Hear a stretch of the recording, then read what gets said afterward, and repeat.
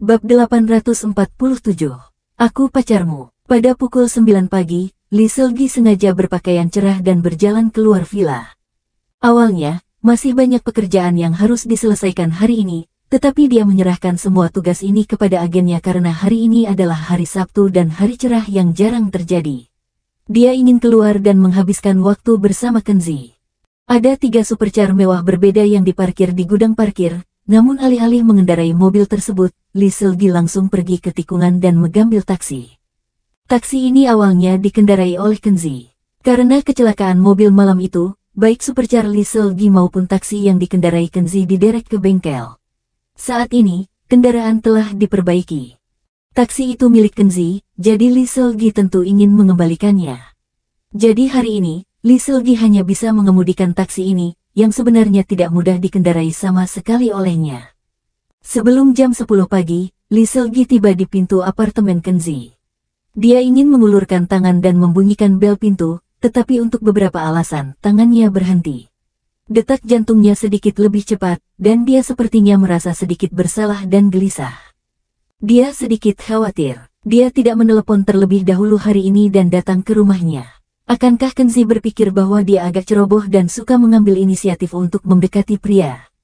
Bagaimanapun, dia juga tahu bahwa sikap Kenzi terhadapnya sepertinya menerimanya dan bersedia memperlakukannya sebagai pacarnya, tetapi Kenzi bukanlah pria biasa, dia punya wanita lain, dan perlakuan Kenzi terhadapnya tidak terlalu dekat dibandingkan sikapnya terhadap Kenzi.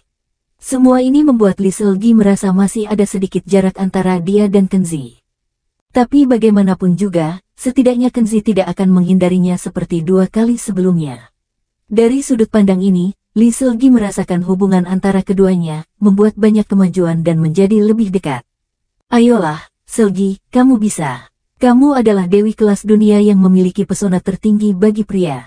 Opa juga pria normal. Selama kamu bekerja keras untuk dekat dengannya, dia pasti akan menyukaimu, dan pasti akan mengambil inisiatif untuk memeluk dan menciummu. Berdiri di depan pintu, Lee Seulgi mengepalkan tinjunya dan menyemangati dirinya sendiri. Setelah melakukan itu, suasana hatinya menjadi jauh lebih stabil. Jing bel, dia membunyikan bel pintu dengan lembut. Di kamar mandi, Kenzi sedang bercukur di depan cermin. Saat ini, dia sedang dalam suasana hati yang baik dan punya waktu luang untuk membersihkan wajahnya. Mungkin karena barang rampasan yang disita dari Nia Sira begitu misterius dan punya banyak barang berharga. Memikirkan benda-benda ini, Kenzi seperti orang kaya baru. Dia tersenyum sedikit, bel di pintu berdering lama, dia menoleh dan melihat keluar pintu, sedikit linglung. Dia mengambil handuk dan menyeka wajahnya, lalu berjalan cepat ke ruang tamu. Secara umum, hanya sedikit orang yang datang ke apartemen untuk mencarinya, terutama karena saat ini masih pagi, jadi hampir tidak mungkin ada orang yang datang ke apartemen.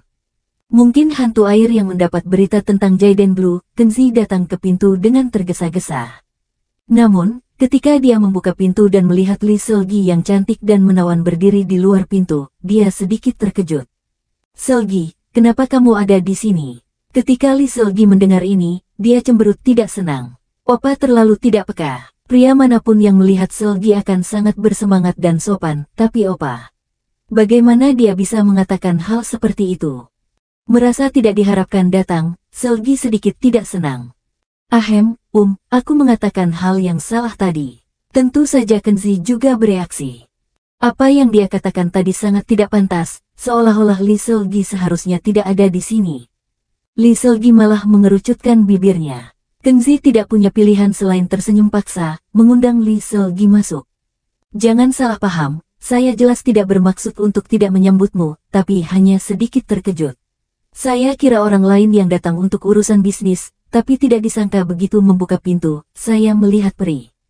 Kenzi sebenarnya cukup pandai membujuk wanita. Ini mungkin keterampilan yang dia kembangkan setelah bekerja keras sebagai menantu numpang selama 3 tahun. Ketika Lee Seulgi mendengarnya bercanda membandingkan dirinya dengan peri, dia tersenyum lembut, dan semua emosi kecil di hatinya hilang seketika. Ini adalah pertama kalinya Lee Seulgi menjadi tamu, jadi tentu saja Kenzi harus menyambutnya dengan baik. Kenzi mengundangnya ke ruang tamu, mengobrol dengannya, dan mencarikan cangkir untuk membuatkan teh untuknya. Lee Seulgi tidak duduk di sofa. Ini adalah pertama kalinya dia datang ke apartemen tempat tinggal Kenzi, dia ingin melihat-lihat, jadi seperti seorang penyidik, dia melihat sekeliling di rumah. Sebagian besar rumah di Pulau Hong Kong tidak berukuran besar. Apartemen tempat tinggal Kenzi memiliki 2 kamar kecil dan 2 ruang tamu kecil. Ini sudah dianggap sebagai rumah mewah yang sangat langka.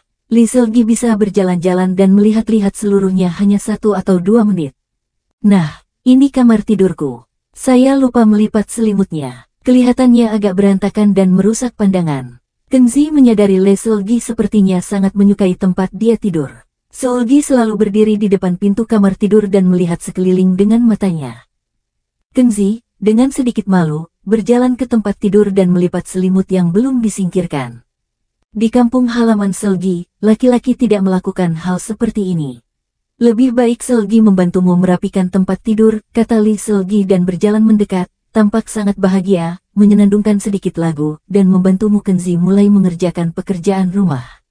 Kamu tidak harus seperti ini. Ketika kamu datang ke tempatku untuk pertama kalinya, kamu harus dianggap sebagai tamu. Kamu tidak membantu tuan rumah. Sosok tinggi Lee Seulgi melengkung menjadi sosok yang anggun. Lekuk pinggang dan pinggulnya jelas saat merenggangkan spray dan berkata dengan lembut. Opa salah, Seulgi bukan tamu. Opa mengakui bahwa Seulgi adalah pacar Opa. Jadi untuk pekerjaan rumah Opa, Seulgi perlu bertanggung jawab. Setelah mendengar ini, Kenzi menatap sosok anggun wanita itu dan merasakan sedikit kehangatan di hatinya. Dia tidak tahu harus berkata apa. Bab 848.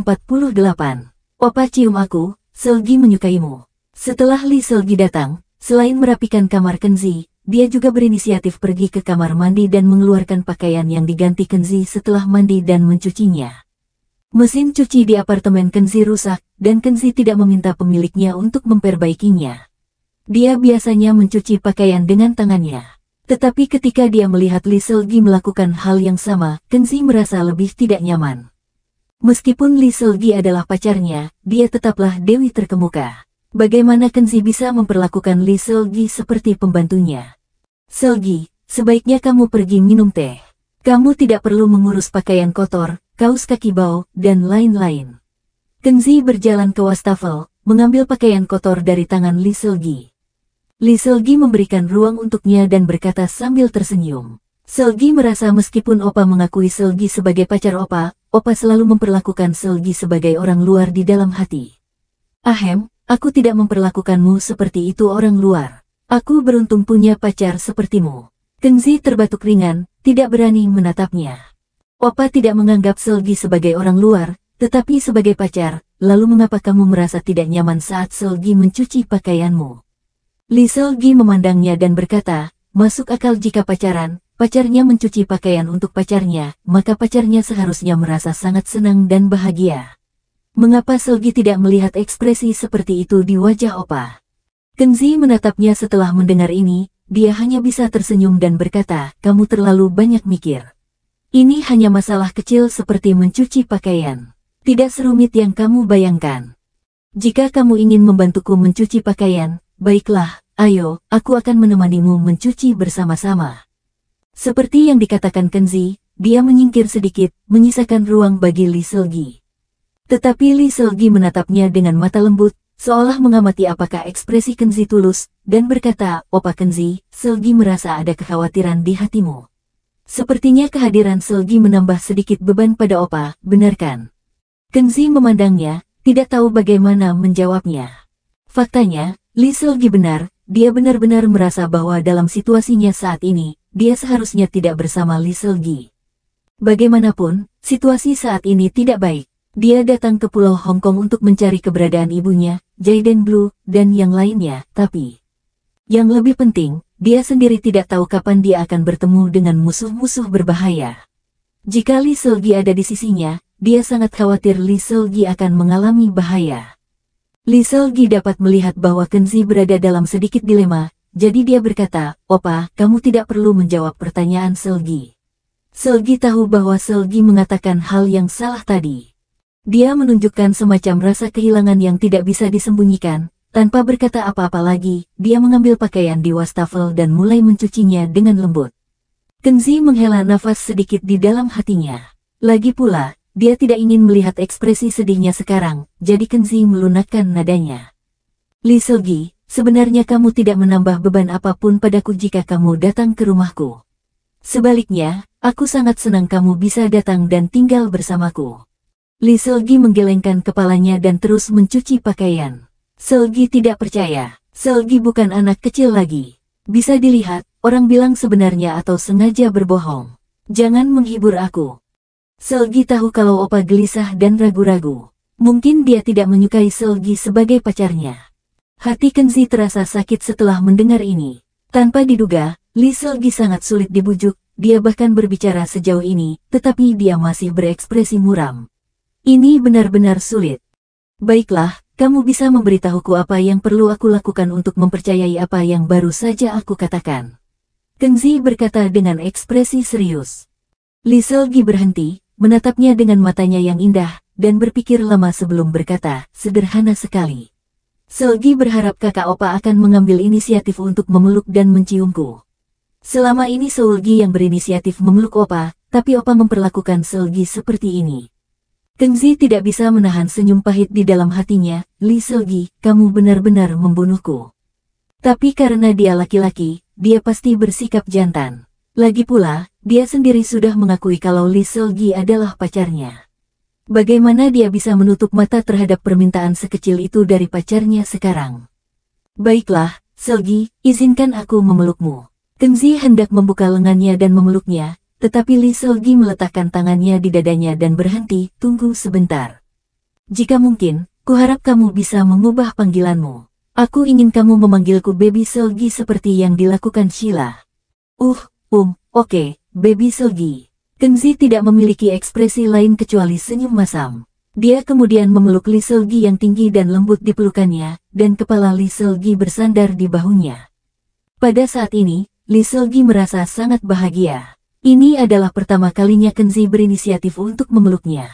Meskipun itu atas permintaannya, ini juga pertama kalinya dia mengambil inisiatif.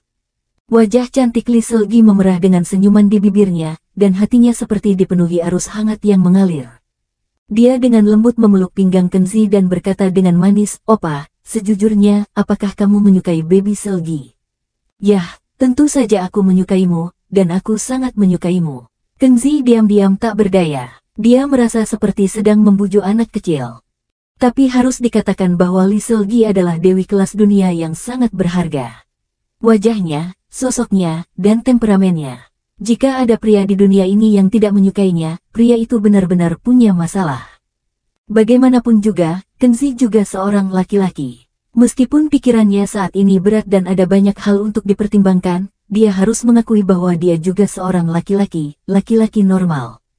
Li Selgi menjadi lebih manis ketika dia mendengar kekasihnya mengucapkan kata-kata seperti itu. Dia berkata dengan senyuman di bibirnya, Opa, kamu sepertinya telah melupakan sesuatu. Kamu barusan berjanji pada Selgi bahwa kamu akan berinisiatif untuk memeluk, juga mencium Selgi. Saat dia berbicara, dia mengangkat wajahnya yang cantik memerah, matanya yang indah perlahan-lahan kabur, dan berbisik lembut. Opa, cium aku, Selgi menyukaimu.